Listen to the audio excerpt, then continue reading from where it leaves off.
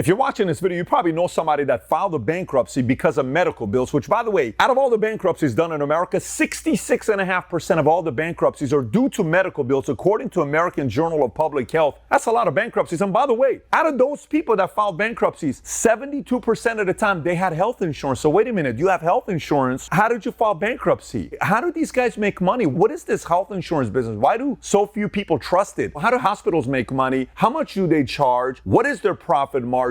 Who's being held accountable? Are health insurance companies making the money and saying, good for you, I already got my money. Your problem is the government not collecting money. Is the hospital not getting the money for anybody? But who's paying for all this stuff? And at the same time, all the politicians don't want to talk about Medicare, Medicaid, let alone Social Security, because God forbid if they say the right thing to do is we kind of got to get away with this stuff. They're not going to get reelected, so they want to keep getting reelected. So they keep saying, you cannot do this. It's not fair. But guess what? At whose cost? At whose expense? At Gen Z's? At Millennial? At Gen X? So these guys are probably never going to get any of this stuff, but they finance it for them. Why is that fair? These are a lot of great questions. We're going to talk about that today. All right, so if you get value out of this video, give it a thumbs up and subscribe to the channel. But let's get right into it. Let me ask you a question. Have you ever gotten a speeding ticket and you don't have any money? You're broke. I remember when this would happen to me. You don't know how you're going to pay for the speeding ticket. And many times I didn't pay for it and I had to pay for it 6 months later. And I would get pulled over and the cop would say, get out of the car. You have 6 tickets you haven't paid for. I've been through this before. Now, let me fast forward when you're 32 years old, 48 years old, 57 years old.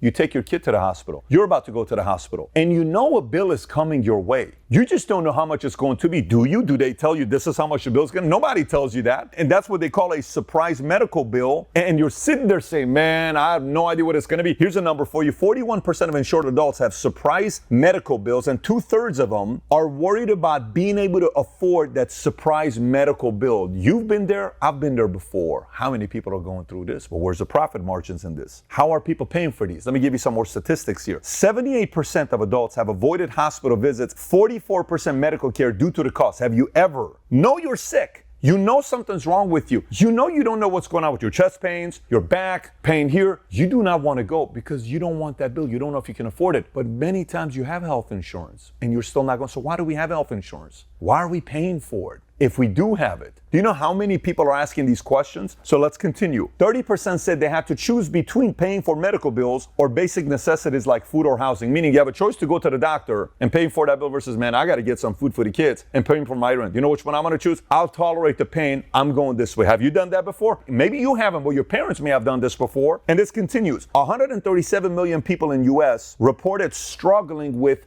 medical bills. Let me say the number again to you. 137 million people. Here's another one for you. You ever gone to the hospital and you're like, oh, you got to stay for 3 nights. You're like, no, I'm good. Listen, man, your leg is broken. You got to stay here for, no. I'll go walk on a crutch. Do you want to, no, leave it alone because I know everything is an add-on and a cost. But do you know how much it costs to stay at a hospital? Do you actually know the numbers? You want to learn about it? If you don't want to learn about it, skip this part and go watch something else because I'm going to show you how much these things cost. Look, life is pretty complicated sometimes. Sometimes you're dealing with something with divorce. You know, you're going through something. You lost a loved one. You're about to get fired. You don't know what's going on. Data came out saying 1 in 4 Americans don't have anybody to confide in. This is why today's sponsor, BetterHelp, is here to help you. And this is what they do. You have a list of 20,000 plus therapists to talk about whatever issues you want. And you literally answer a questionnaire. They'll identify a few options. You speak to them on your phone, in a Zoom, on your computer, by yourself. You have somebody to confide in. And if you don't like it, they'll replace it with another person at no additional charge. So meaning if it didn't work out, they'll help you out. But look, as a person that's been running a lot of businesses for many years, I need to talk to some people. I can't talk to my wife all the time or my friends. Some things I want to talk to somebody else that maybe is not even connected to me. This would have been the perfect app for me to use. BetterHelp.com/Valuetainment. If you go there right now, you'll get 10% off your first month, or you can click on a link below in description to go to BetterHelp.com/Valuetainment. Here we go. Nationally, U.S. hospitals charge $417 for every $100 of their costs, which means their net cost is $100. They're going to charge you $417. The 100 most expensive U.S. hospitals charge, ready, between $1,129 to $1,808 per $100 of their cost. $1,808 is 1,800% of their cost. And you know what their answer is?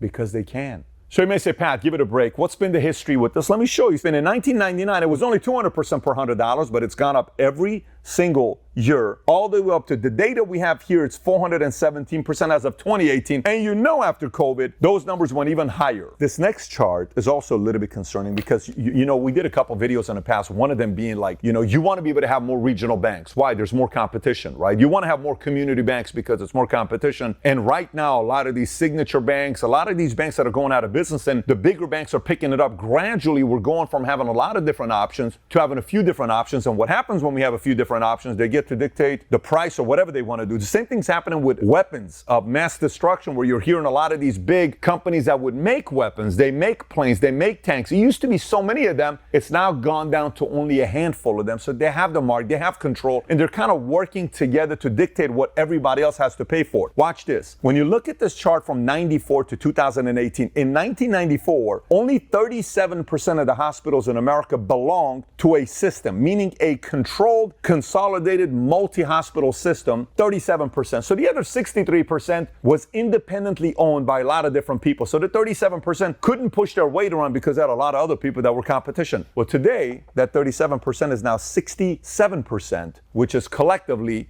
being done by a few different people. So they dictate whatever the terms are for the price of these hospitals. That's why they can increase the rates, because they control the market. So I want to give you an example of some of these hospitals on what they're charging per $100. Here's what you will look at. Number one would be Capital Health, which is based out of New Jersey, 1,443%. Number two is CarePoint Health, which is in Florida and Jersey, 1,313%. Third one is Regional Medical Center, which is 1,106% out of Florida. Fourth one is American Academic Health System, 1,064% out of Pennsylvania. Then you got Temple University, 1,000% out of Pennsylvania again. Then you got HCA out of Florida. Then you got Tenet Healthcare Corporation out of Texas. Then you got Community Health Systems, which is national. Then you got Universal Health Services, which is national. You got St. Luke's out of Pennsylvania. 3 out of the top 10 was Pennsylvania, and 3 out of the top 10 was Florida. Now you may ask, why Pennsylvania and Florida in the top 10? Because Florida is in the top 5 oldest states in America, population-wise, and Pennsylvania is the top 8 oldest state, population-wise, in America. So they have older people, so they're like, listen, guys, we got a lot of boomers here. Charge it up, mark it up a little bit. We'll make some money here. Because, again, they can. Now, some of you may be watching and saying, Pat, if I can't pay the bill, I can't pay the bill. I just don't pay the bill. That's what I do. Well, you know, there's many ways they can get the money from you. One of them being wage garnishment. They can, in many cases, up to 25%, they can just take the money out of your account if they really wanted to. These people can file for it, and that can happen. Now, obviously, some states are more strict than others, but there is another part to this on a hospital being interviewed on why these prices are going higher. What is the regulation? Who's controlling them? And this was done by Dr. Marty McCary, and here's what he came up with in a book he wrote titled The Price We Pay. Researchers from the University of Iowa called 101 U.S. hospitals on prices from the same type of heart bypass operations. Only 53 provided. The price varied from $44,000 to $448,000. So 101 hospitals, 53 gave the rate from $44,000 to $448,000. My dad has had a bypass. What's the difference? One is 44, one is 440. That's 10 times more. Who dictates the terms? Do I just pick and choose and say, yeah, I think you look like a $300,000 type of person. No, I think you're 80. Let's do you for 220. Who determines what these prices are? Is it a secret? Can we know? Can you imagine you go buy a car? You say, I'd like to buy that Mustang. What's the price? Can't tell you until you buy it. What's the price of the car? Nope. You want to buy it? Yes. $78,000. It's really $22,000. Imagine how weird that is. That's how hospitals work. He continues. Hospital officials confessed that they inflate bills each year in order to generate more revenue. Since the insurance companies pay only part of the sticker prices, insurance confessed they demand bigger and bigger discounts in their contracts with hospitals in order to keep up. Both admitted that they pass on higher bills to the public in the form of higher insurance premiums. And last but not least, watch what this lady said at the end, just flat out. A hospital employee whom Dr. Marty McCary confronted on behalf of a patient who received an exorbitant hospital bill provides the answer. The law allows us to charge whatever we want. If we want to charge $1 million, she has to pay for it. Can you imagine that? So it's already crazy enough, but this next stat I share with you, some of you guys are going to say, I don't believe this. You're going to have to go do your own research when I show you this number. Can you tell me what are the biggest industries in America by revenue? By revenue. You ready? The number one industry in America by revenue, and this is numbers from 2023, hospitals in the U.S. is number one. $1.426 billion. Number two is drug and cosmetic and toiletry wholesaling in the US, 1.364. Then you got pharmaceutical wholesaling, then health and medical, then commercial banking, then new car dealers, then life insurance and annuities. Hospitals is number one, and no one even talks about it. However, here's the crazy part about hospitals. If I were to ask you how much money do these guys make, man, on 1.426, the margin's got to be massive. Like this Google, Facebook ad, it's got to be massive margins. That's the problem. Their margins are very small, but how? Matter of fact, if you look at the numbers in 2022 and early 2023, you will notice, according to Kaufman Hall Operating Margin Index, year to date, by month, they're in the negative. Look at the numbers right there. Negative 2.1, negative 2.4, negative 1.9, negative. Every month has been in the negative. And even if we go prior to COVID, and maybe we go look at 1995 through 2016, it's always been in the single digits. The lowest was 2%, and the highest is roughly 8%. So how is this even possible? You got 400% to 1,800% of margins.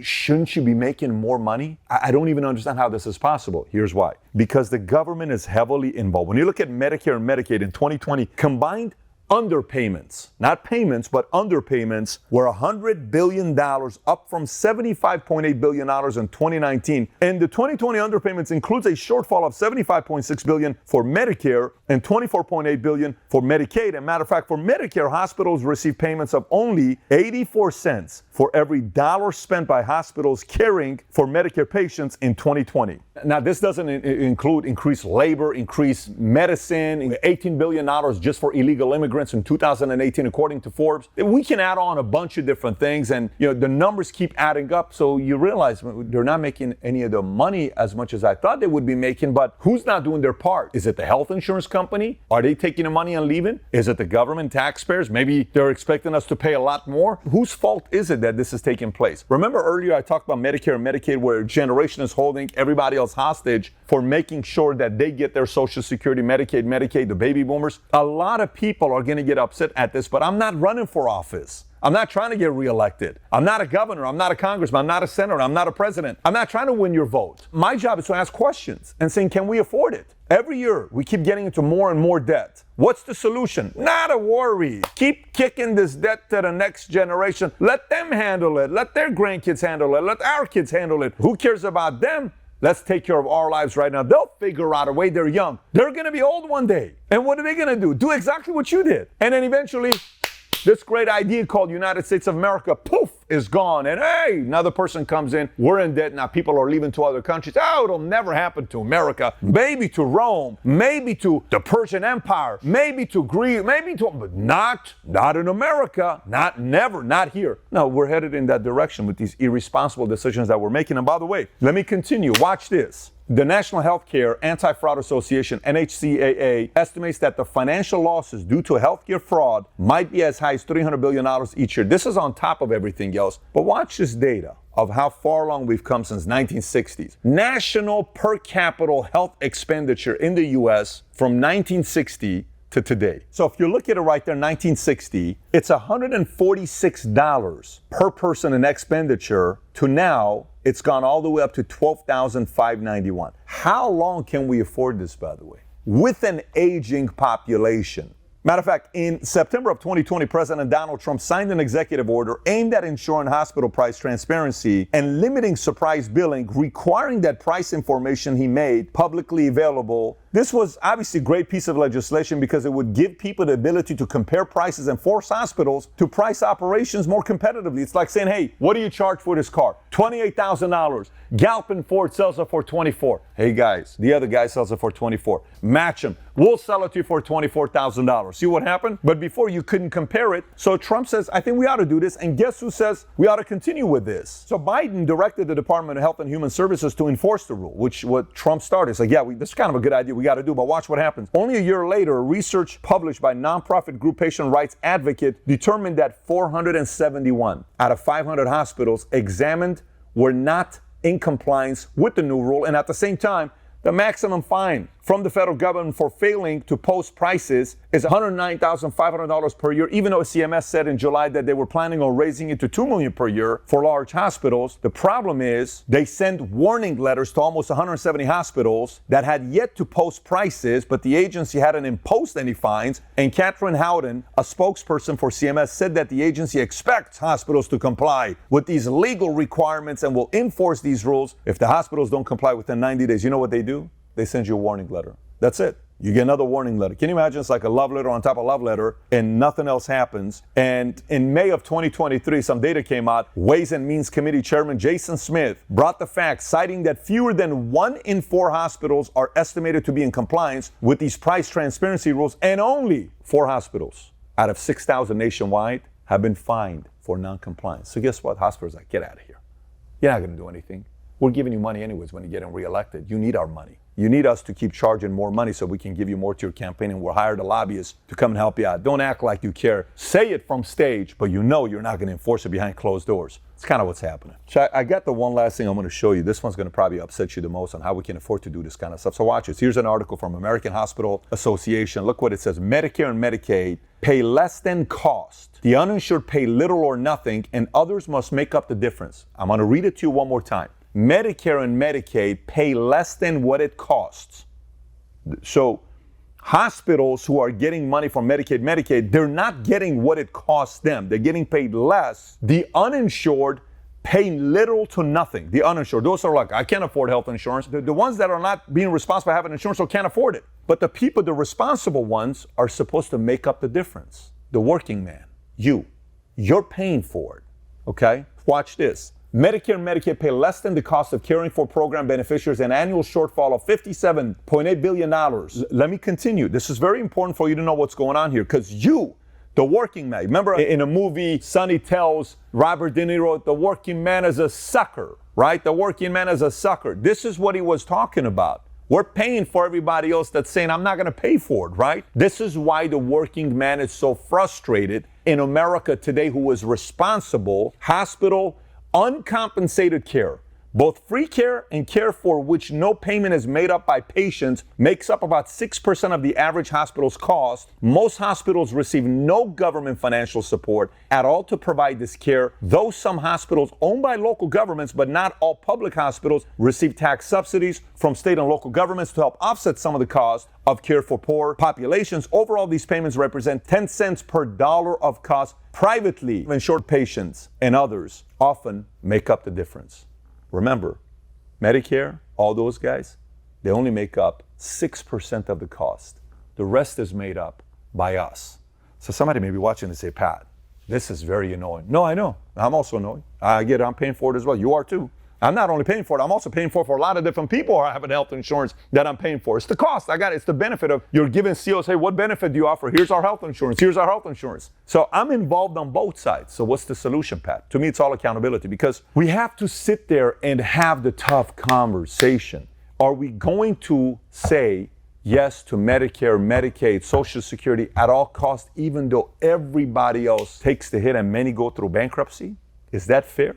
Even though it hurts all the working men. It's like that man that was talking to Elizabeth Warren. He's like, wait a minute, you're canceling college loan on the people that didn't make payments. I busted my ass with 2-3 jobs to make sure my kids' college education was paid for. I'm paying the price? Me? Why am I paying? I'm not rich. He's saying this to Elizabeth Warren. She doesn't have an answer for him. She's got a smirk on her face because this doesn't make sense. And a lot of people are going through this right now. So it's accountability in the life insurance industry. Watch how the life insurance industry works versus real estate or loans. Say I sell a house to Johnny. I sell him $1 million house. I get him approved with a bank. The bank says, I'll take this loan. I sold $1 million. The guy that's selling the house, he gets his money. The equity he had in the house. Say you own $600,000 loan. We sell it for $1,400,000 minus the commission. That check goes to the owner of the house that sold it to the new owner. But the new owner who got the house, 6 months later says, I don't want to make the payments. I'm okay. I can't afford it. I don't want to make the payments. The other guy that owned the house, he doesn't care. He already got his check. The realtor, I already got my check. I left. I don't care. You go collect the check. I don't need to collect the check. I don't have any accountability here. That guy has no accountability here. The bank is screwed and this man doesn't want to make the rent. How many times does that happen in America? He sits in that house for 6, 12, 18, 24 months. Some states, you can't even kick the guy out. He stayed there. You can't kick me out. Frustrating, right? You know how life insurance works? Here's how life insurance works. I sell the same person $1 million insurance policy. It's $250 a month. I get advance a check, let's just say $2,000, $3,000. The insurance company sends it to me, advance. They send me the check. 6 months down the line, Johnny stops making the payments. The insurance company calls me and said, hey, we haven't received the last payment for the last 6 weeks. I can't say, what do you want me to do? Go collect it, I already got my money. No, no, no. If you don't get Johnny to pay his next premium, you're gonna charge back. How much? Potentially the whole $2,000 I give you or 50%. Let me call Johnny, I'm on top of it. I'll drive to the guy's house to get the payment because there's accountability. That's why I love life insurance, because there has to be accountability. You can't get away with it and I got my money, I'm good. No, you can't do that. As long as we can create a certain system of accountability here, we can't just say, hey, Gen X, Gen Z, millennials, screw you guys, you pay for it, you can afford it. While everybody else, they're just gonna account for 6% of it. Dude, no. I'm trying to have my own wife and kids and family and sending for private school and doing this and doing that and paying my tax. Why are you doing this to me? That's kind of what's going on in the health insurance, the hospital, the Medicare, the Medicaid. So as much as we can say, well, hospitals make so much money, they actually don't make a lot of money. Margins are very small like the restaurants. They're just trying to get money from somebody. And who ends up being the person that pays for the hospital? The working man. You and I. We pay for it. I don't think it's cool. I think it's a tough conversation. I think if you share this video with people that are of the age, they're gonna watch this and they're not gonna be happy about it. But I don't want your vote. I don't need your vote. I'm not trying to tell you, I'm running for office, vote for me. Oh yeah, it's okay. I'm not playing that game. I don't think that's right. I think we all gotta do our part. I think putting all the punishment in the next generation is an unfair thing to do. Anyways, if you agree or disagree, if I got you thinking, you got value out of this video, give it a thumbs up, subscribe to the channel. And if you like this video, I got another video I want you to watch. It's on Big Pharma. If you've not seen it, wait till you see the data on Big Pharma. Click here to watch the video on Big Pharma. Take care, everybody. Bye-bye, bye-bye.